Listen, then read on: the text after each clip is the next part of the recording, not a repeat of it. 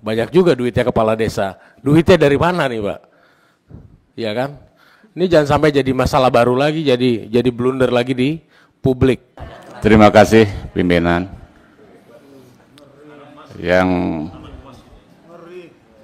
saya hormati Ibu Ketua dan Bapak Wakil Ketua serta rekan-rekan Komisi 4. Yang saya hormati Pak Menteri dan seluruh jajarannya, hadirin yang berbahagia. Terkait dengan kewenangan KKP yang akhir-akhir ini juga menjadi isu nasional yang tentunya kami juga ikut bertanggung jawab di dalamnya. Yang pertama tentang pagar laut, yang kedua tentang nelayan. Terkait dengan pagar laut tadi sudah dijelaskan bahwa KKP memang memiliki kewenangan yang terbatas dan itu harus sering disampaikan oleh Pak Menteri sehingga pemahaman masyarakat biar utuh terhadap kewenangan KKP terkait dengan pelanggaran di ruang laut. Hanya saja yang saya sayangkan, KKP ini punya tanggung jawab menjaga ruang laut. Kenapa bisa terjadi pemagaran di mana-mana di ruang laut tidak terdeteksi? Padahal di sana ada nelayan. Kemudian setiap kelompok nelayan pasti ada PPL. Sedangkan PPL ini sudah langsung tanggung jawabnya kepada Kementerian KKP. Dinas daerah sudah tidak punya kewenangan terhadap ruang laut, diambil alih oleh pusat dan provinsi. Oleh karena itu, ke depan harapan saya, Pak Menteri harus mampu menjaga. Bukan alasan kalau dananya kecil, karena ruang laut yang di pinggir ini tidak memerlukan biaya besar, tapi cukup memberdayakan PPL yang ada di wilayah-wilayah pesisir. Kemudian yang juga sangat prinsip terkait dengan efisiensi anggaran, tentunya KKP harus bisa menentukan skala prioritas terkait dengan penanganan terhadap nelayan. Nelayan kita ini ada yang besar, ada yang kecil. Kalau yang besar diberikan kebijakan yang memberikan ruang laut, saya kira sudah bisa bergerak sendiri. Tetapi nelayan kecil yang justru mayoritas ini tidak pernah mendapatkan penanganan secara khusus. Oleh karena itu, yang selama ini dilakukan 5 tahun kemarin, penanganan terhadap nelayan kecil ini belum nampak. Oleh karena itu, ke depan ini harus menjadi perhatian serius oleh Kementerian KKP. Kemudian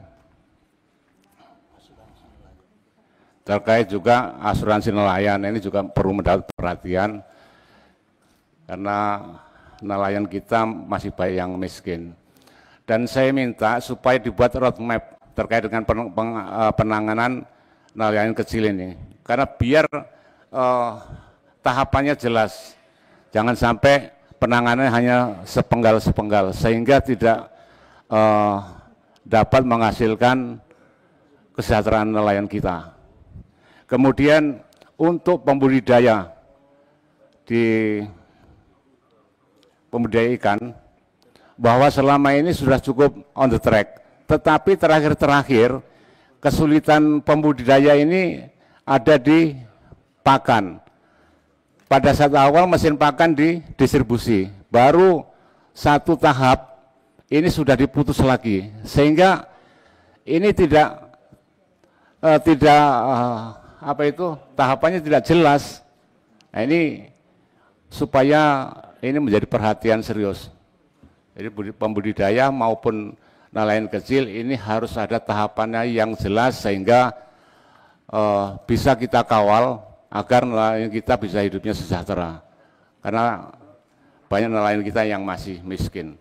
Saya kira itu yang terpenting dan saya berharap ini bisa ditanggapi secara serius. Terima kasih. Wassalamualaikum warahmatullahi wabarakatuh. Terima kasih Pak Bambang. Selanjutnya Pak Heri Dermawan dari Partai Amanat Nasional. Bismillahirrahmanirrahim. Assalamualaikum warahmatullahi wabarakatuh. Yang terhormat Ketua Komisi 4 beserta pimpinan dan rekan-rekan anggota. Yang saya hormati Pak Menteri beserta jajarannya. Terima kasih atas waktunya. Jadi yang pertama mengenai pagar laut, kami dari fraksi PAN mengapresiasi Pak Menteri yang sudah bertindak sesuai dengan kewenangannya. Gitu. Jadi memang kalau kewenangannya cuma sampai di situ, jangan over kewenangan karena akan menimbulkan masalah baru. Jadi tapi yang sudah disampaikan kita menerima. Yang berikutnya Pak, masalah ketersediaan ikan. Saya tadi baca itu di 8 sentra semua di atas 100%. Gitu. Tapi harganya cenderung naik. Hukum ekonomi menyatakan kalau ada kelebihan pasti harga terkoreksi, turun. Nah ini tolong Pak dijaga, ini produksi naik, ketersediaannya di atas 100%, bahkan ada yang 174% di Ambon ya memang sentra ikan. Nah ini bagaimana nanti mendistribusikan dari 8 sentra ke seluruh Indonesia, tapi tolong dijaga harganya supaya tidak mengalami lonjakan. Saya belum tahu kalau di Bapokting itu kan semua ada HAP-nya ya, harga acuan pemerintah. Nah di ikan ini ada apa enggak? Gitu. Kalau enggak ada ya tolong diadakan, dibikinlah gitu. Terus yang berikutnya Pak, di daerah saya itu banyak pembudidaya ikan terkait dengan pakan. Pakan itu mahal kalau beli pakan jadi. Mereka juga sudah bisa bikin pakan sendiri, tapi terkendala dengan peralatan, yaitu mesin pelet yang tidak mampu mereka beli walaupun secara berkelompok. Alangkah indahnya kalau kementerian bisa menyediakan alat pelet mini atau portable bagi kelompok-kelompok pembudidaya ikan. Itu saya rasa itu juga tidak mahal. Karena pakan itu di ikan yang setahu saya menyedot sama hampir 70% dari biaya produksi. Gitu. Yang terakhir Pak, di pertanian PPL-nya itu penyuluhnya itu 32.000. Ya, kehutanan juga punya penyuluh, peternakan juga punya penyuluh. Nah, perikanan ini yang belum termonitor berapa banyak penyuluh. Nah, itu kalau memang masih sedikit ya diadakan yang banyak sehingga kejadian-kejadian seperti pagar laut nanti itu bisa termonitor lebih awal. Saya kurang tahu berapa banyak jumlah penyuluh perikanan, karena saya belum pernah mendapatkan datanya. Mudah-mudahan ini bisa menjadi perhatian utama dari kementerian. Saya rasa itu Bu Ketua, terima kasih. Akhirul kalam wa billahi taufiq wal hidayah. Wassalamualaikum warahmatullahi wabarakatuh. Terima kasih Pak Heri. Selanjutnya dari PKS Ibu Saadiah Uluputi. Terima kasih Bu Ketua. Bismillahirrahmanirrahim. Assalamualaikum warahmatullahi wabarakatuh. Selamat siang, salam sejahtera bagi kita sekalian. Pimpinan, Ibu Ketua dan para Wakil Ketua yang saya hormati, serta para anggota Komisi 4 yang saya hormati, Pak Menteri, KKP, Pak Sekjen, para Dirjen dan seluruh jajaran KKP yang saya hormati. Sebelumnya saya mewakili fraksi PKS mengucapkan selamat memasuki bulan suci Ramadan. Mohon maaf lahir dan batin ya. Mudah-mudahan kita semuanya selalu diberikan kesehatan untuk menjalankan ibadah di bulan Ramadan dan juga tetap kontributif menindaklanjuti apa yang disampaikan oleh Pak Menteri. Kami punya beberapa catatan. Yang pertama soal pagar laut, ini adalah rapat lanjutan dari tanggal 23 Januari. Sebagaimana yang disebutkan, ada beberapa hal yang ingin saya pertajam terkait dengan penjelasan yang disampaikan oleh Pak Menteri tadi. Yang pertama, bagaimana mekanisme pengawasan dan penegakan hukum KKP terhadap pelanggaran izin pemanfaatan ruang laut. Yang kedua, mengapa sanksi yang dikenakan bagi pelaku pagar laut ini hanya dikenakan sanksi administratif. Tadi disampaikan oleh Pak Menteri bahwa 48 miliar ini apakah dia menjadi salah satu sanksi. Ini diatur dalam regulasi, sehingga kalau misalnya tadi disebutkan bahwa kepala desa A dan juga stafnya T, apakah ini sanksi ini berlaku bagi mereka? Apa ada kebijakan baru yang direncanakan oleh KKP untuk mencegah pelanggaran serupa di masa mendatang? Ini juga perlu dibuat sehingga tidak terjadi kecolongan ataupun hal-hal yang serupa di masa-masa yang akan datang. Terkait dengan apa yang disampaikan juga soal kelangkaan ikan ya Pak, tadi dalam paparan bahwa dari data KKP ini Ambon dan Makassar berpotensi mengalami kelangkaan. Ini bagi saya anomali sih Pak ya. Daerah yang merupakan lumbung ikan nasional tapi kemudian langka Pak. Saya menawarkan konsep giant cold storage Pak. Kita semua, terutama saya dari Dapil Maluku, masih terus mengharapkan terkait dengan bagaimana program lumbung ikan nasional yang telah kita digagas oleh dua presiden sebelumnya, Pak Jokowi dan Pak SBY. Kemudian saya korelasikan dengan asta-citanya Presiden Pak Prabowo pada asta-cita kelima, hilirisasi dan industrialisasi hasil-hasil sumber daya alam, dan konteksnya adalah sumber daya perikanan kita Pak. Kita masih perlu untuk melihat potensi-potensi lumbung ikan. Ini menjadi salah satu potensi yang memang harus dikembangkan, dan berbagai program yang juga disampaikan oleh Pak Menteri, misalnya soal PIT ya Pak, saya angkat sedikit, apakah PIT akan tetap diimplementasikan ataukah tidak? Mohon ada penjelasan kepada kami agar kami juga bisa mengerti dan juga bisa ikut membantu sosialisikan kepada berbagai stakeholder yang ada. Yang berikutnya soal kelangkaan bahan bakar minyak Pak. Ini juga berkorelasi positif terhadap potensi kelangkaan pasokan ikan.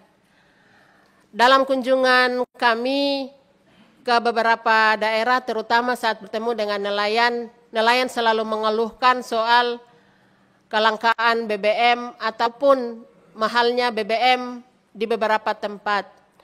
Dari data yang kami himpun ada 19,41 juta kiloliter ini dialokasikan untuk perlindungan sosial, dalam hal ini subsidi BBM. Dan dalam kuota ini ada jatah untuk nelayan. Bagaimana komunikasi Pak Menteri dengan Pertamina agar nelayan-nelayan kita juga bisa mendapatkan akses bantuan subsidi BBM ini, sehingga segala keluhan mereka dapat kita berikan solusi. Yang terakhir Ibu Ketua, Pak Menteri, soal keikutsertaan KKP dalam program makan bergizi gratis, bagaimana pola pengaturan dan tata kelola, serta kerjasama pangan dalam komoditi perikanan dan menopang gizi untuk protein. Dalam hal ini, peran serta KKP dalam pasokan ikan, dari mana sumbernya, kemudian pembiayaan dan komunikasi dengan KKP. Demikian dari saya, Ibu Ketua, mohon maaf jika ada hal-hal yang kurang berkenan. Wabillahi taufiq wal hidayah. Wassalamualaikum warahmatullahi wabarakatuh. Terima kasih Bu Saadia. Selanjutnya dari PKB Ibu Rina Saadah. Terima kasih. Assalamualaikum warahmatullahi wabarakatuh. Yang kami hormati pimpinan beserta seluruh jajaran, Pak Menteri beserta seluruh jajaran, kami dari fraksi Partai Kebangkitan Bangsa memberikan dukungan penuh kepada Kementerian Kelautan dan Perikanan untuk tetap istiqomah dan optimis dalam melaksanakan program-program ekonomi biru yang merupakan ikon kinerja pemerintahan dan Pak Menteri meskipun tengah dalam suasana anggaran yang ketat akibat efisiensi. Untuk itu, dengan adanya efisiensi dalam tahun anggaran 2025, fraksi PKB ingin mendapatkan penjelasan, Pak. Jika tahun 2024 KKP menghasilkan PNBP sebesar 2,4 triliun, nah untuk target PNBP sektor kelautan perikanan tahun 2025 kira-kira sudah ada target berapa, Pak? Dan juga mohon dijelaskan rincian kontribusi masing-masing sumber PNBP yang menjadi target tersebut. Terus juga kami juga ingin mendengar target investasi sektor kelautan dan perikanan karena kami melihat sekarang ini yang dibutuhkan oleh pemerintah adalah kreativitas dari masing-masing kementerian dengan adanya efisiensi ini. Dan kami melihat sektor kelautan dan perikanan ini menjadi potensi yang luar biasa, apalagi untuk pengelolaan pulau-pulau kecil yang ada di sektor kelautan. Dan apakah ada, Pak, misalnya tiap periode kementerian itu yang menjadi pembahasan selalu masih aja misalnya Bali, kalau enggak Bali, NTB, NTT, ada enggak misalnya satu sektor pariwisata di sektor kelautan yang menjadi fokus kementerian sebagai target investasi ataukah target pengelolaan. Karena sekarang ada salah satu gebrakan dari Thailand itu 6 negara 1 tujuan. Nah, kami khawatir dengan ada gebrakan kebijakan dari negara tetangga itu bisa mengganggu sektor pariwisata kita. Nah, sektor pariwisata di Indonesia kan salah satunya ada sektor kelautan gitu. Nah, ini menjadi salah satu poin penting bagaimana kebijakan Bapak Menteri untuk bisa menarik kembali sektor kelautan kita supaya menjadi lebih baik lagi, begitu Pak. Terus juga kami juga ingin mendengar bagaimana fokus program Bapak dalam meningkatkan kesejahteraan bagi nelayan. Terima kasih, kami juga mengucapkan selamat memasuki bulan Ramadan 1446 Hijriah dan selamat menjalankan ibadah puasa. Wallahul muwaffiq ila aqwamit thoriq. Wassalamualaikum warahmatullahi wabarakatuh. Terima kasih Bu Rina. Selanjutnya dari Partai Nasdem, Pak Rajif.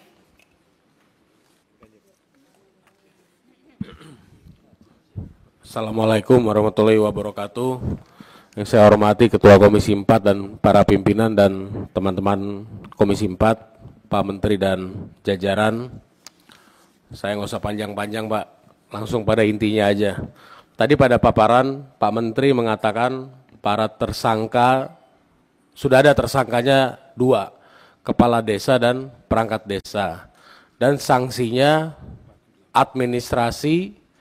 bayar administrasi senilai 48 miliar. Pertanyaannya simpel, banyak juga duitnya kepala desa. Duitnya dari mana nih, Pak? Iya kan? Ini jangan sampai jadi masalah baru lagi, jadi blunder lagi di publik. Nah, apakah seorang kepala desa mampu bayar 48 miliar? Mulia sekali sih kepala desa ini mau membayar mengeluarkan uangnya 48 M untuk pagar laut gitu. Nah, saya rasa kita perlu sama-sama konkret, Pak. Di sini kita bukan mau menyerang siapapun, tapi harus ada kepastian hukum dan KKP juga harus berani tegas. Jangan ragu-ragu, Pak. Ada Ketua Komisi 4, tenang aja, Pak. Aman itu, Pak. Mungkin itu aja, Pak, dari saya, dari fraksi Nasdem. Nggak usah kemana-mana. Terima kasih, Pak. Terima kasih Pak Rajif. Selanjutnya dari Partai Gerindra, Ibu Kartika Sandra Desi. Terima kasih Ketua. Assalamualaikum warahmatullahi wabarakatuh. Yang kami hormati pimpinan dan anggota Komisi 4, Bapak Menteri beserta seluruh jajaran yang hadir pada siang hari ini. Mungkin dari fraksi Gerindra tidak banyak yang ingin kami sampaikan. Pertama-tama tentunya kami ingin mengapresiasi serta memberikan dukungan atas kinerja yang sudah dilakukan oleh Kementerian KKP terhadap pagar laut yang sesuai tentunya dengan kewenangannya, dan harapan kami ke depan Kementerian KKP bisa lebih baik lagi dalam kewenangannya terhadap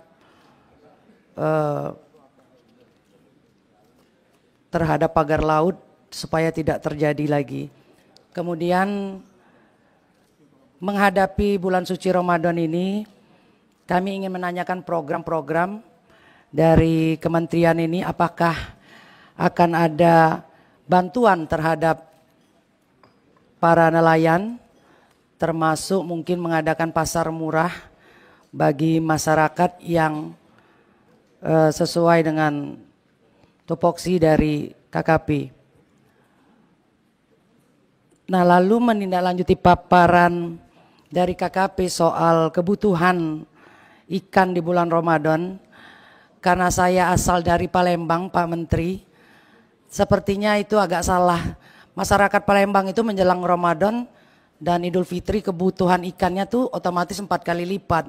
Karena hampir dari seluruh Indonesia ini pesan pempek, pesan kemplang, pesan kerupuk, dan otomatis ini akan menjadi sangat langka, sangat dibutuhkan. Sementara tadi saya lihat cuma kesediaannya hanya 107%.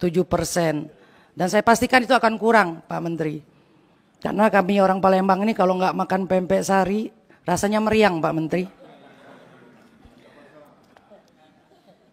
Dan dulu Pak Menteri, dari 10 tahun yang lewat, Sumatera Selatan itu selalu mengajukan cold storage di Tanjung Api-Api.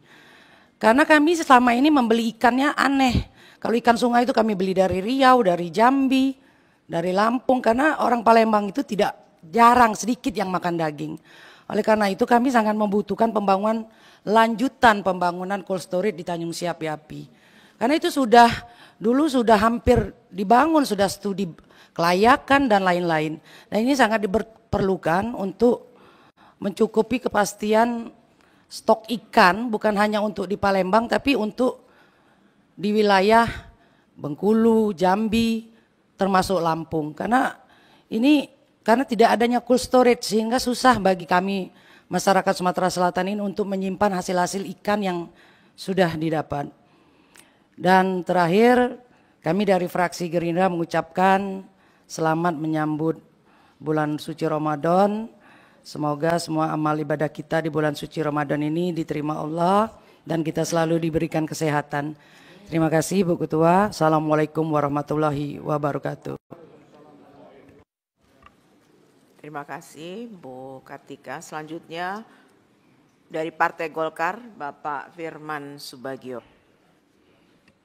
Baik, terima kasih Bu Pimpinan.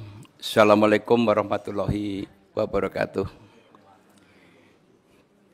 Pimpinan yang saya hormati, Pak Menteri, Pak Wamen, beserta seluruh jajarannya yang saya hormati, anggota Komisi 4 yang berbahagia. Pertama, kami ingin menyampaikan bahwa rapat hari ini adalah rapat yang dinanti-nanti oleh seluruh lapisan masyarakat luas karena ingin mendengarkan jawaban daripada Pak Menteri yang terkait dengan masalah pagar laut. Namun tentunya penjelasan yang disampaikan Pak Menteri tadi tidak serta-merta bahwa ini bisa memuaskan daripada harapan publik. Bahkan Pak Rajub tadi mengatakan ini akan ada legitimasi baru tentang sanksi denda yang disampaikan jumlahnya sampai 40 miliar. Nah, oleh karena itu Pak Menteri, saya rasa ini tidak hanya sampai di sini. Dan saya mohon kepada Pak Menteri, ini adalah pihak yang juga dirugikan. Kalau ini sanksinya hanya sanksi administratif, alangkah luar biasanya kita ini memberikan semacam lampu kuning atau lampu hijau kepada calon-calon pelanggar baru yang akan datang. Karena ternyata memagar laut yang 30,16 itu dendanya hanya sangat ringan. Saya melihat atau membidik bahwa persoalan ini tidak bisa diselesaikan dengan sederhana. Saya mencermati dan menyimak bahwa ini ada unsur pidananya. Mohon Pak Rudi dan teman-teman yang menguasai aturan hukum, kalau tidak salah di KUHP pasal 263, 264, itu ada tindak pidana yang ada unsur kesengajaan, yaitu adanya pemalsuan surat-surat, ya, pemalsuan surat-surat dan dokumen yang dipakai untuk melegalkan daripada pemagaran laut yang menjadi aset negara ini. Jadi ini pintu masuk. Dan kedua, saya memberikan apresiasi karena Pak Menteri tadi menyampaikan ini sudah masuk ke wilayahnya kepolisian. Namun tentunya masih ada celah yang bisa dilakukan penyidik daripada KKP untuk menyelidiki tentang pelanggaran itu. Karena KKP termasuk mendidukan, kalau ini Pak Menteri tidak melakukan itu, maka akan terjadi legitimasi seolah-olah Pak Menteri membiarkan. Nah, di dalam undang-undang apapun, oknum dan siapapun yang dengan sengaja melakukan unsur pembiaran, ini juga ada sanksi. Oleh karena ini tidak bisa dibiarkan begitu saja. Oleh karena itu dengan pasal 263, 264 KUHP, ini bisa menjadi pintu masuk untuk penegakan hukum dan secara pidana. Pak Rajib tadi mengatakan bahwa 40 miliar dendanya atau keterangan Pak Menteri. Saya mungkin juga menambahkan lagi, tidak hanya unsur dendanya saja. Tapi ketika seorang nelayan bisa mampu beli bambu yang nilainya sampai 17 miliar, ini juga bukan persoalan yang sederhana. Apakah ada kemampuan seorang kepala desa memiliki uang sebegitu besar? Dan kemudian apakah ada kemampuan seorang kepala desa juga bisa memasang pagar bambu yang sampai 30 konan tanpa alat-alat atau teknologi yang boleh dibilang agak canggih? Saya rasa tidak bisa. Kalau menggunakan konvensional, dicabut saja kemarin dari aparatur TNI Angkatan Laut mengatakan cukup berat. Artinya bahwa ini memang ada satu tindak kejahatan yang direncanakan. Dan ini mengandung unsur terkait kerugian ekonomi negara.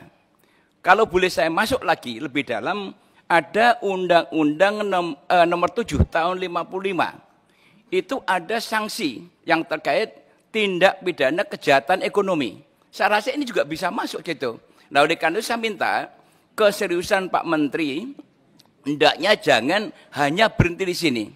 Tentunya kami sebagai Komisi 4 akan bersama-sama KKP, karena mitra kerja kami.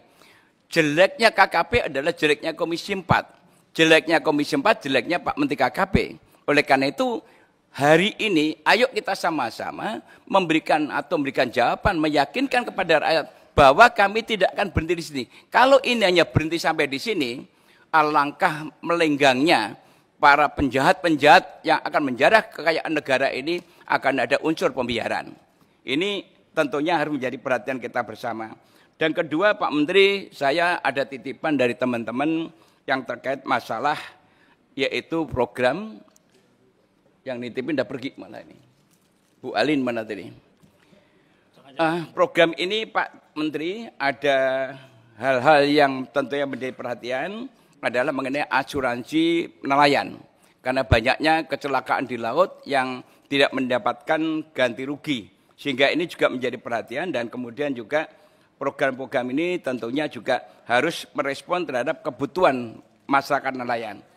Yang paling mendasar itu adalah penerapan PNBP, Pak. PNBP yang terlampau tinggi, ini sangat memberatkan. Apalagi sekarang ini daya beli masyarakat sudah mulai menurun.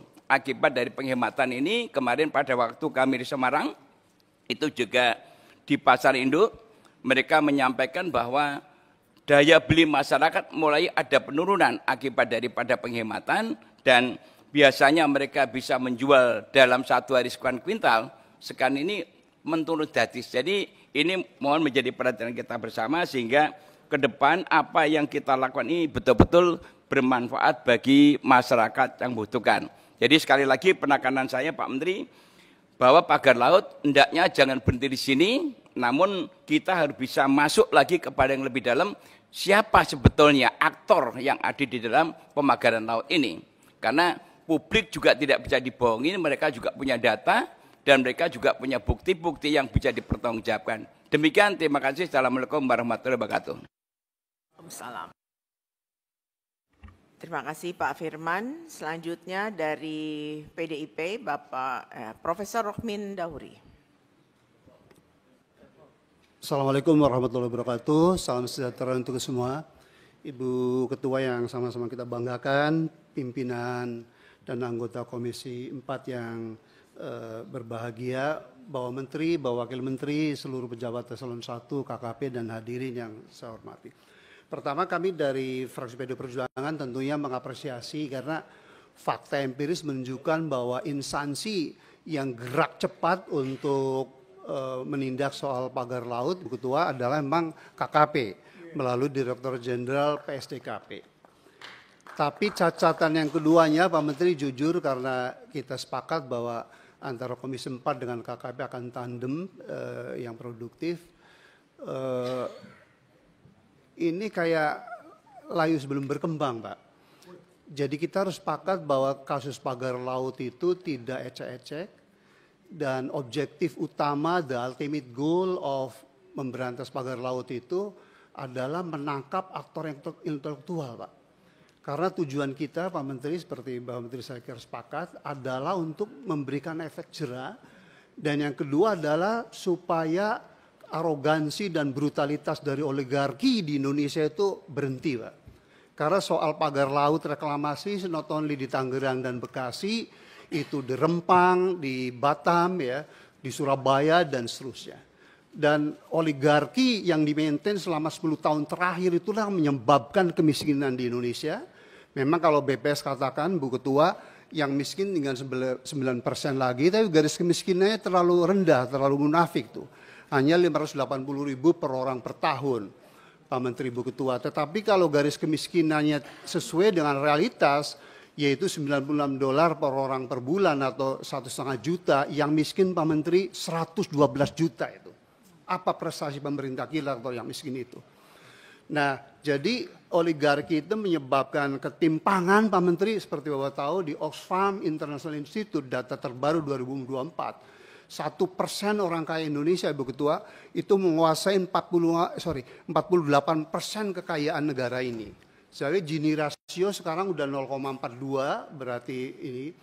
Jadi kita ajak Pak Menteri dan kita backup habis-habisan dan sesuai dengan pidato Presiden Prabowo yang mulia, beliau akan memberantas koruptor sampai kemana tuh? Ke Antartika, Pak. So you don't have to be worried, Pak, atau takut sama oligarki itu. Nah, cuman kalau ada pesan-pesan yang setengah kamar, boleh kita bicara sebagai ini. Tapi Pak Menteri sekali lagi, tolong rakyat Indonesia, nelayan Indonesia, karena kantong kemiskinan kita itu ada di nelayan, petani, dan buruh gitu. Jadi sekali lagi Pak Menteri, kalau ini nggak tuntas, maka brutalitas konglomerat atau oligarki kita dan Ibu Ketua udah luar biasa di TikToknya tuh. Berani itu mendukung kita semua. Kita harus jihad, Pak. Kalau enggak Indonesia tetap melarat dan yang namanya Indonesia 2045 is illusion itu, Pak. Dan Pak Prabowo sudah sangat bagus mencanangkan 8% pertumbuhan ekonomi dan potensi kita 10%, tapi selama Pak Jokowi itu hanya 5%. Analisis dari semua lembaga itu mengatakan karena hampir semua pejabat dan konglomerat itu bersatu padu untuk menghancurkan negara kita, Pak. Jadi pesan kami dari fraksi PD Perjuangan untuk bajikan bangsa, tuntaskan, Pak. Jangan hanya menangkap kepala desa yang nggak mungkin lah membangun pagar laut dengan lebih dari 40 miliar dari uang dia. Nggak mungkin lah dia menyumbangkan 48 miliar. Dan seperti Pak Firman dan Pak Rajif katakan, ini sangat memalukan, Pak. Kalau kasus pidananya udah jelas, tetapi kita hanya menuntut kasus perdata administratif, Pak. So efek jerah nggak akan timbul, Pak. Dan negara kita akan begini terus. Iya, kok nggak tepuk tangan sih? Tepuk tangan. Jadi Pak Menteri nggak usah takut, Pak. Ibu Ketua sangat powerful ya, dan Pak Prabowo pun niatnya sangat suci ya. Harusnya nggak ada lagi pejabat tinggi negara yang takut sama oligarki itu, Pak, gitu ya. Dan yang berikutnya adalah bahwa kasus Tangerang dan Bekasi juga Rempang, Pak, bukan hanya sekedar pagar lautnya, Pak. Pak Nusron Wahid sudah mengatakan bahwa semua HGB dan SHM yang dikeluarkan ilegal, Pak, melanggar hukum. Dan Pak Victor, Dirjen Bapak harusnya menjadi pahlawan Pak. Itu melanggar ya kan undang-undang tentang pulau-pulau kecil dan wilayah pesisir. Bahwa di situ nggak boleh reklamasi gitu. Dan pola oligarki untuk reklamasi itu selalu gitu. Pagar dulu, baru ada sedimentasi dibangun Pak gitu. Nah jadi kita serius Pak, insya Allah Bapak dapat pahala besar dan jaminan masuk surga ya. Dan akan menjadi Menteri KKP yang terbaik. Itu satu hal soal pagar laut. Kedua, jujur Pak, kalau dari 5 program utama KKP, yakni perluasan kawasan konservasi, penangkapan ikan terukur, pengembangan budidaya, yang keempat itu pengawasan, yang kelima itu bersih-bersih soal plastik Pak, itu kok lebih dari 60% programnya rem semua Pak, soal lingkungan. Padahal problem struktural di KKP Pak, itu adalah kemiskinan nelayan Pak. 90% nelayan kita itu ada nelayan tradisional, Bu Ketua, yaitu definisinya di bawah 30%, 95% Pak. Data terakhir dari BPS yang dirilis, ternyata NTN nelayan kita itu sekarang hanya 105 Pak. Udah gitu income rata-ratanya masih 2,4 juta Pak. Padahal UMR paling rendah, ya kan itu sekitar 2,6 juta. Jadi Pak Wamen itu yang harusnya problem struktural. Di bidang perikanan tangkap Pak, saya sedih. Problem struktural lainnya adalah soal overfishing dan underfishing. Pantura, kampung saya Cirebon, Indramayu sampai Situbondo udah overfishing sejak saya kuliah Pak, 90. Tetapi ada wilayah underfishing, model Tomini, Arafura dan seterusnya. Itu yang dicuri oleh nelayan asing Pak. Jadi kemudian yang kedua rantai pasok Pak, Dirjen Perikanan Tangkap Pak Lotariada Pak ya. Itu nelayan itu selalu kayak Ragunya Kristina Pak, yang paling pop itu. Jatuh bangun Pak, kalau lagi nggak hasil panen harganya tinggi, begitu nelayan itu panen harganya mendadak sontak tinggi. Yang ketiga betul teman-teman itu bahwa dari sisi hulunya mengenai BBM, alat tangkap tuh selalu kayak lagu Kristina lagi, nggak ada gitu. Yang kedua di soal betul penangkapan ikan terukur, kami ingin mendapat report Pak karena program ini bagus. Artinya kuota base gitu ya. Tetapi kami dengar kok belum ada pengusaha yang tertarik gitu. Artinya dagangan kita nggak lakukan Pak. Kalau itu benar berarti must be something wrong. Boleh jadi program itu mohon maaf secara ekonomi tidak atraktif. Jadi kita ingin bantu KKP supaya kita poles menjadi atraktif. Kemudian yang kedua di bidang perikanan budidaya ya. Ini lagi-lagi soal produktivitas kita rendah sekali, kita hanya produksinya ranking keempat di dunia, Ibu Ketua Umum, Ibu Ketua. Padahal juaranya itu sekarang Ekuador Bu, budidaya itu 1,1 juta ton itu. Ekuador itu garis pantainya hanya 2.700 kilo, kita 100.000 Pak.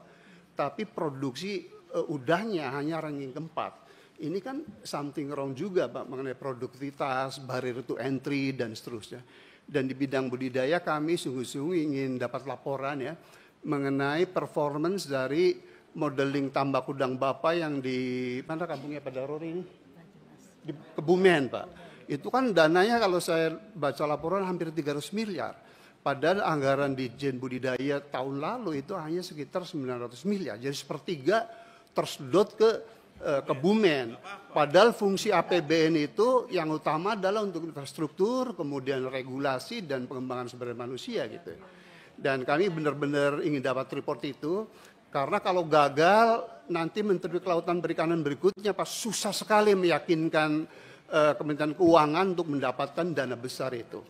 Jadi itu kemudian terakhir di bidangnya Pak Budi Sulistyo mengenai peringatan daya saing ini kan menyedihkan Pak. Kita produsen perikanan terbesar kedua di dunia.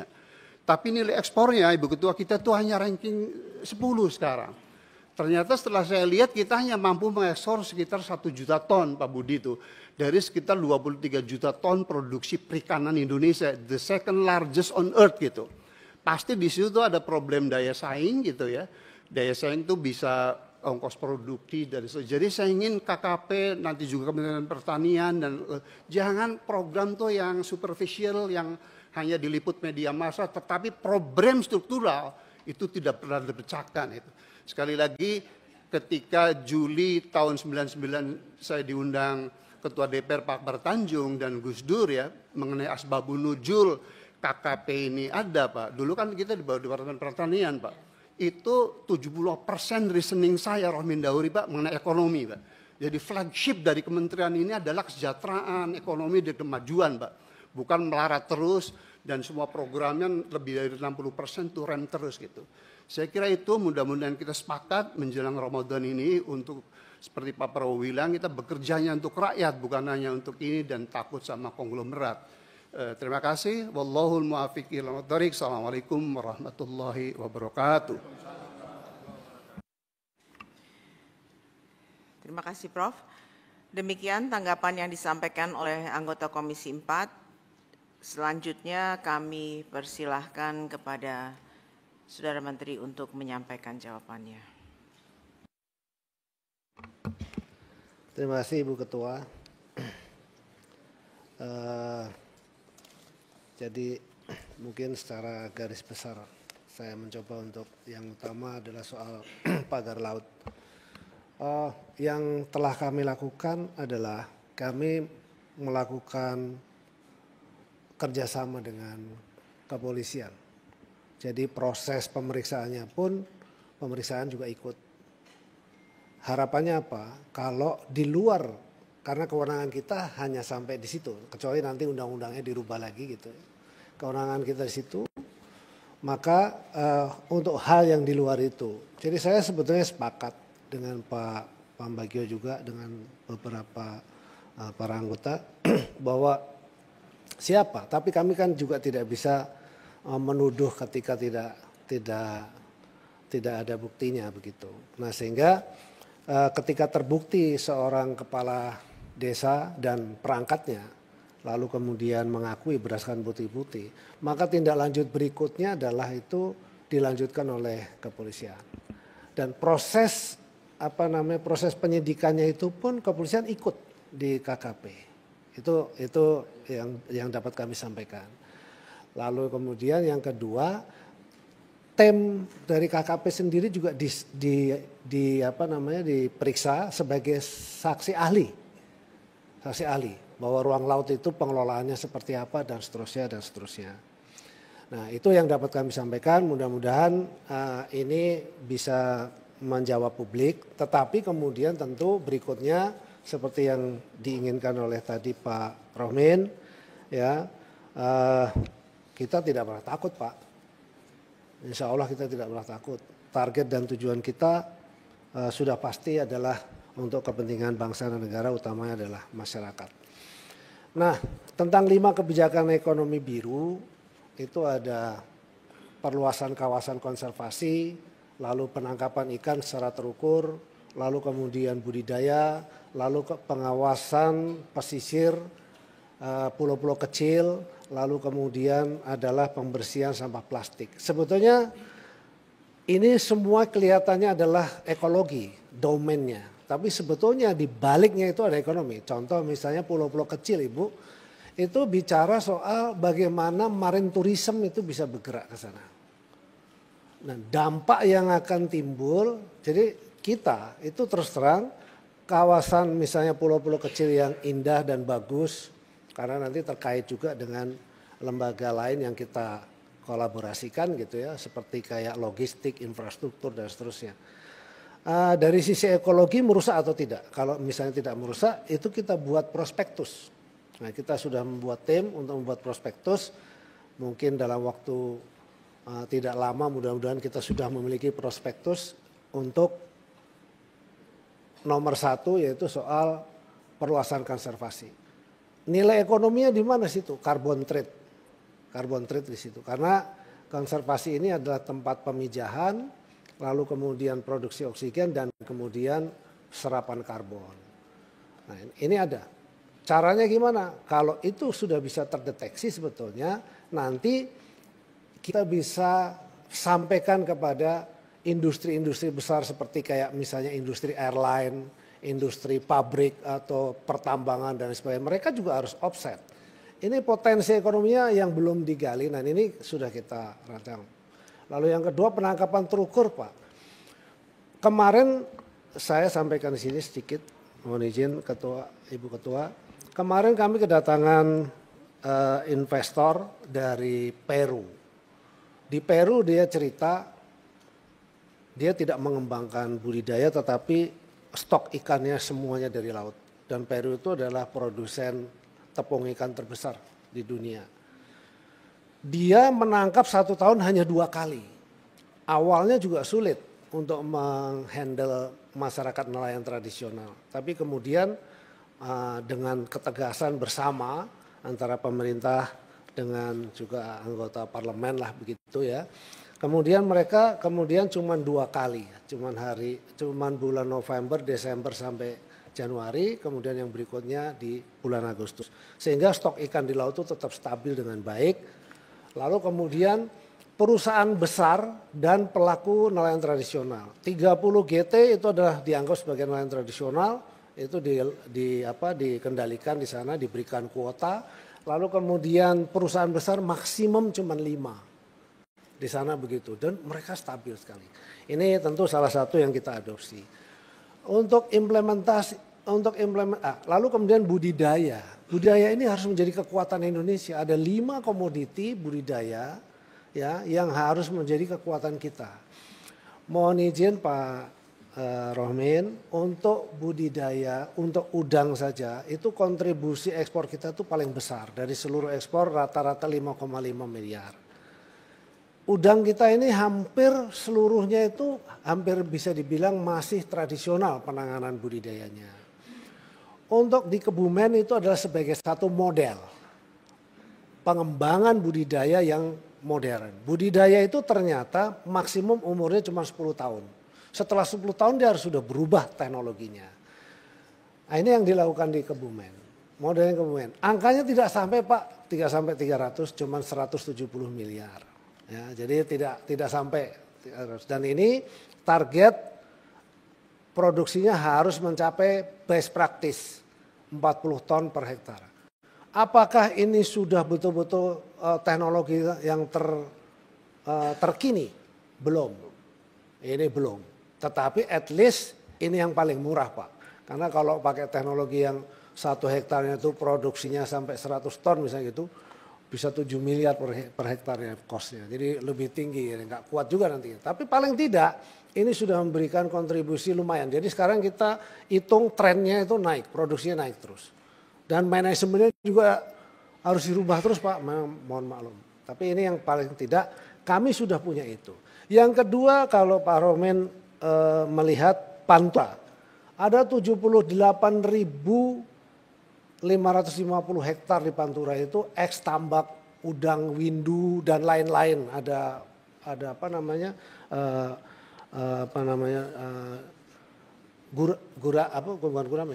bandeng dan lain sebagainya. Ini sekarang sudah tidak berfungsi dengan baik. Ini menjadi idle, tidak bisa memberikan manfaat ekonomi yang tinggi. Nah, kita sudah buat model itu bisa ditanamin nilasalin. Yang nilainya itu dalam kelompok tilapia. Nilai nilasalin itu di dunia itu besar sekali. Tadi di 5 komoditi itu kira-kira sekitar lebih dari 14 miliar dolar valuasi pasarnya nilasalin itu. Kita produksi nila itu cuma 1,3, habis 90% mungkin itu dimakan di dalam negeri dan masih kecil-kecil. Nah, ini kita rubah menjadi modeling, kita sudah buat anggarannya cuma 41 miliar, kita buat di Kerawang. Ini di Kerawang Pak, itu bekas tambak inti rakyat yang dulu dibangun oleh Bapak Presiden Soeharto, tapi kemudian karena lingkungannya sudah rusak akibatnya jadi tidak berfungsi. Nah itu kemudian kita buat modeling ini dan kemudian didukung oleh Bapak Presiden untuk kita kembangkan. Kita akan mengembangkan tahap pertama ini seluas 20.000 hektar di sekitar Kerawang, Jawa Barat 20.000 hektar. Kalau itu bisa terjadi 20.000 hektar itu, maka tenaga kerja at least minimal itu 30.000 tenaga kerja yang di-generate di situ. Ini program-program kita seperti itu. Lalu tadi soal pagar laut sudah, ya. Terus kemudian pengawasan. Soal pengawasan, terus terang kami sudah punya program. Kita sebutnya sebagai Ocean Big Data. Ocean Big Data ini adalah nggak bisa lagi lari lah boleh dibilang. Kita bergerak kemana aja bisa ketahuan. ini sudah kita rancang sejak tahun 2022. Dan kemudian kita mencari pembiayaan-pembiayaan yang lebih tidak memberatkan APBN, tapi kemudian nanti bisa dikembalikan dari PNBP. PNBP yang didapatkan bisa dikembalikan untuk itu. Nah, ini sudah kita rancang, alhamdulillah sudah sebetulnya tinggal implementasi saja. Termasuk penangkapan ikan terukur sebetulnya bisa jalan kalau ini terimplementasi. Kenapa? Seluruh kapal penangkap ikan itu harus dipasang teknologi yang kita bisa deteksi dia kemana. Pertama adalah untuk mengetahui jumlah ikan yang ditangkap. Lalu yang kedua adalah dia kalau terjadi sesuatu rescue juga segera bisa bergerak. Memang ideal Pak, harus seperti ini. Termasuk penggunaan ruang laut. Penggunaan ruang laut apabila kemudian ada pelanggaran-pelanggaran, sudah tidak seperti sekarang, baru ketahuan setelah rame. Ya mohon maaf, memang pengawasan kita manual Pak. Sekarang ini masih manual, melibatkan pemerintah daerah dan kemudian masyarakat, lalu kemudian ada beberapa penyuluh juga gitu ya, dan kita sekali-sekali keliling begitu. Tapi kita memang masih manual. Nah, walaupun demikian tadi terima kasih Pak Romin juga sudah mengatakan bahwa kita yang pertama lah melakukan tindakan terhadap itu. Tapi kita tidak pernah menyerah. Yang pasti mudah-mudahan 2026 nanti, karena ini pembangunannya memang mesti integrated. Kalau ini bisa terjadi seluruh pesisir, seluruh ruang laut, seluruh kegiatan apapun yang menggunakan ruang laut, ini akan terdeteksi di sini. Lalu yang kedua, kita akan bisa juga mengembangkan namanya ocean accounting. Pertama,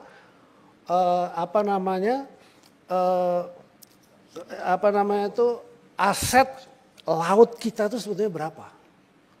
Lalu yang kedua, potensi yang bisa dikembangkan di sana itu seperti apa. Tanpa dia berlawanan dengan ekologi. Karena ekologi harus jaga.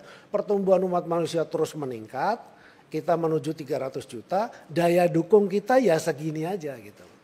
Terus kemudian, mohon maaf nih agak sedikit, hujan juga terus deras, sementara sedimentasi terus ke laut dan lautnya juga kemudian menjadi di pinggiran juga berubah. Itu kalau ideal, kalau misalnya di gunung-gunung itu ada reboisasi, waduh keren banget itu. Ya. Tapi paling tidak itulah yang. Jadi untuk menjawab tadi pengawasannya bagaimana, kalau ini sudah kita jalankan, insya Allah dengan cepat, dengan tepat kita akan bisa lakukan secara akurat. Nah kalau sekarang jujur saja memang masih manual. Namun demikian apa yang sudah kita lakukan kita lakukan. Terus kemudian tadi yang disoroti oleh Ibu Ketua soal penyediaan flag ice di Beringharjo di Jogja.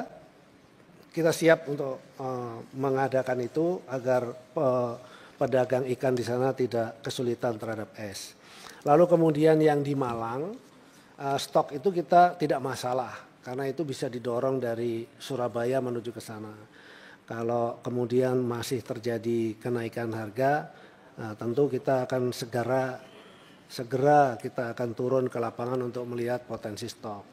Terus terhadap stok yang di Palembang, saya setuju kalau di Palembang itu kalau disediakan ikan dengan daging maka ikan dulu yang diambil.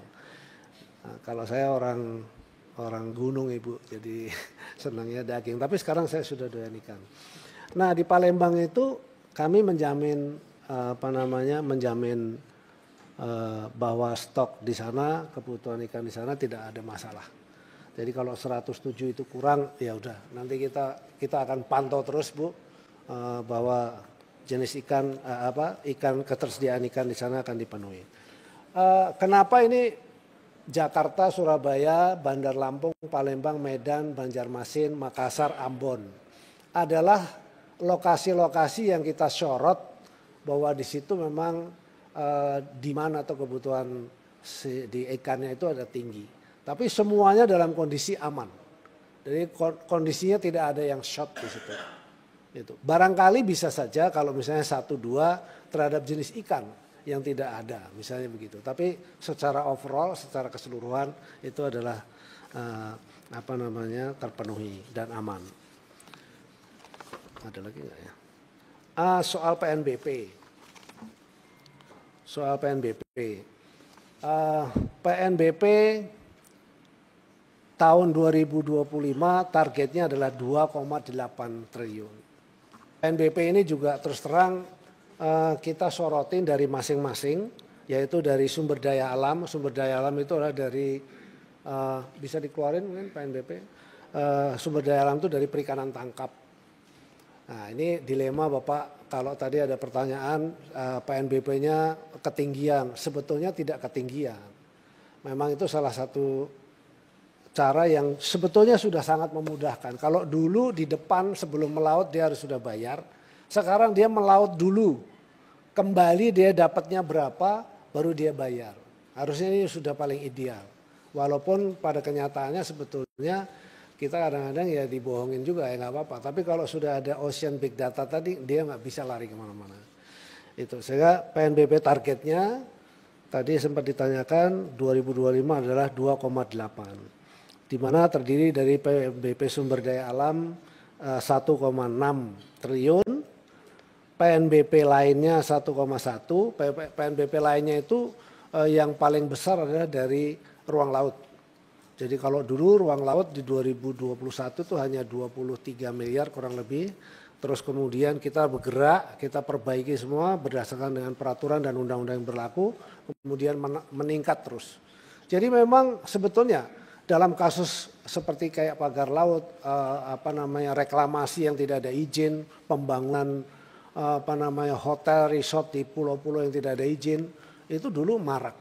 Dan kita sudah melakukan penghentian dan kemudian atau boleh dibilang ya penghentian itu kasusnya ada 196 kasus. Ya berjalan baik lah, artinya itu yang bersangkutan akhirnya membayar dan kemudian bagi yang tidak boleh karena wilayah ekologi yang diterjang misalnya begitu maka dia harus mengembalikan posisi itu. Ini yang menjadi isunya sangat sangat menarik kan karena memang dekat dengan Jakarta dan sangat sensitif di situ. Tapi yang terjadi di tempat lain juga banyak. Namun demikian di tempat lain itu ketahuan. Seperti di Bekasi contoh yang paling dekat juga misalnya. Ada PT-nya. Lalu PT-nya mengatakan oh ya kami belum paham dan seterusnya kami minta maaf. Lalu mereka siap membongkar dan siap membayar. Dan itu dilakukan oleh Pak Epung. Ya, Pak Epung. Saya kira demikian yang dapat kami sampaikan, mudah-mudahan sudah bisa menjawab. Oh satu lagi Bu Sadah yang Ambon soal PIT tadi sudah saya jawab ya. Mudah-mudahan bisa terjawab kapan itu berlakunya. Apabila seluruh kelengkapan ini bisa diimplementasikan dengan baik maka penangkapan ikan terukur itu akan bisa berjalan dengan baik. Dan itu tujuan akhirnya adalah untuk kesejahteraan masyarakat nelayan. Dan yang terakhir adalah soal asuransi nelayan. Kita dulu sudah mengalokasikan dan sudah menjalankan itu di era 2021-2022 dan seterusnya. Tapi kemudian belakangan kami belum mendapat dukungan kembali soal anggaran itu. Kami mencoba untuk meningkatkan PNBP, harapan kami sebenarnya dari situ kita bisa kembalikan dalam bentuk asuransi. Ya kami sedang berjuang. Mudah-mudahan dengan dukungan pimpinan, Ibu Ketua dan Wakil Ketua secara seluruh anggota ini kita bisa manfaatkan. Karena kalau PNBP kita bisa manfaatkan, kita bisa membangun Indonesia ini lumayan tidak terlalu sulit-sulit begitu. Saya kira demikian sekali lagi karena kalau misalnya masih ada beberapa yang belum, mudah-mudahan ini sudah semua saya bisa menjawabnya. Dan selanjutnya mohon arahan berikut. Terima kasih. Wassalamualaikum warahmatullahi wabarakatuh. Saya interupsi sedikit Bu Ketua, maaf. Soal PIT tadi. Ada yang belum dijawab? Iya, soal PIT tadi Bu, Pak Menteri. Ada dua ya, yang tadi soal BBM ya belum dijawab, disinggung oleh Pak Menteri. Terus soal PIT ya, yang tadi diimplementasikan di tahun 2024 kan sudah ya Pak di zona 03 ya? Iya. Saya jawab ya Bu? Iya. Baik Ibu, terima kasih. Izin Ibu Ketua. Untuk PIT tidak bisa manual Ibu. Kalau manual sekarang ini sudah kita uji coba di zona 3. Tapi luasan mungkin bisa ditampilkan zona, kalau bisa ditampilkan zona bisa dilihat. Luasan wilayah itu kalau zona 3 itu Ambon, Merauke itu jauh sekali Bu. Itu sekarang itu kita manual. Ya ini kalau manual mohon izin memang akan sulit sekali. Sekarang ini kita sudah terapkan. Mereka hanya kita izinkan untuk mereka start dari sana, lalu kemudian membongkar juga di sana. Lalu kemudian kita hitung. Tapi yang transshipment kita terus terang tidak bisa mendeteksi. Transshipment itu karena kita hanya mengandalkan VMS yang dipasang di kapal. Dan kapal yang dipasang VMS itu kalau ditutupin dengan kaleng sudah nggak kelihatan Ibu. Lalu balik misalnya dia nangkap 100 ton, waktu di transshipment di tengah laut, waktu dia jalan balik misalnya tinggal sisa 20 ton ya hanya 20 ton yang dihitung. Itu salah satunya. Ini posisi ini 1 jam yang lalu. Selalu seperti ini kalau Ibu Saadah mau lihat itu yang sebelah kanan. Di sebelah kanan itulah kondisi yang sekarang. Ya kalau overfishing Pak, ini kemampuan kami hanya baru sampai ini, VMS. Padahal kami menginginkan ocean big data yang tadi. Kalau yang tadi itu bisa dilengkapi Ibu Saadah, insya Allah ini kita bisa deteksi. Dan kemudian betul-betul bisa seberapa besar sebetulnya yang bisa kita manfaatkan di situ. Ini satu contoh aja misalnya kapal Incamina 23 itu 32 GT, itu yang tadi diklik itu. Ini 1 jam yang lalu. Ya hanya seperti ini kita bisa. Tapi kalau tadi kita bisa implementasikan, PIT bisa jalan. Jadi syarat dari PIT itu adalah itu harus ada dukungan sistem yang lengkap, Ibu. Pelabuhannya juga lengkap. Nah, berani ngomong kita. Sedikit Bu, boleh Bu? Saya jawab dulu satu lagi Bu Saadah yang soal BBM. BBM. Bu Saadah. Ibu mohon maaf. Ya satu lagi soal BBM. BBM kita selalu berkoordinasi dengan Kementerian SDM, dengan BP Migas juga, dengan Pertamina juga kita selalu berkoordinasi. Ya complicated di situ, tapi yang pasti kita selalu berharap agar BBM itu memang harus tersedia. Sejujurnya kalau PIT itu berjalan betul, karena infrastruktur juga harus didukung, maka itu tidak boleh ada lagi yang namanya kekurangan dan seterusnya. Saya kira demikian. Silakan Pak. Demikian Ibu Ketua. Baik, terima kasih Pak Menteri Izin, atas pimpinan. jawabannya. Ini ada beberapa teman-teman akan Izin, melakukan Ibu. pendalaman.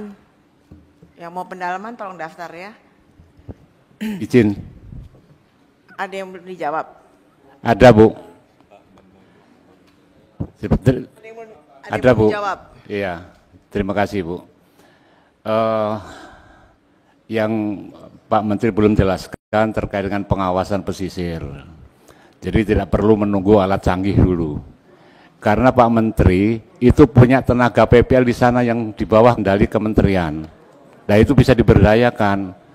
Dan ke depan seperti apa yang akan Bapak lakukan agar tidak terjadi lagi seperti ini. Karena ketika terjadi seperti ini kan juga semua serba salah kita.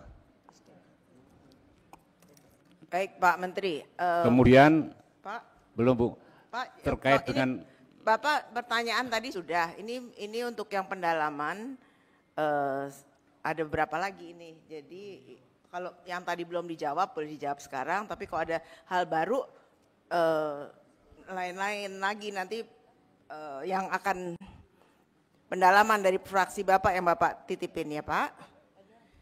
Baik, sekarang untuk pendalaman tadi teman-teman sudah daftar dari PKS Pak Yohan.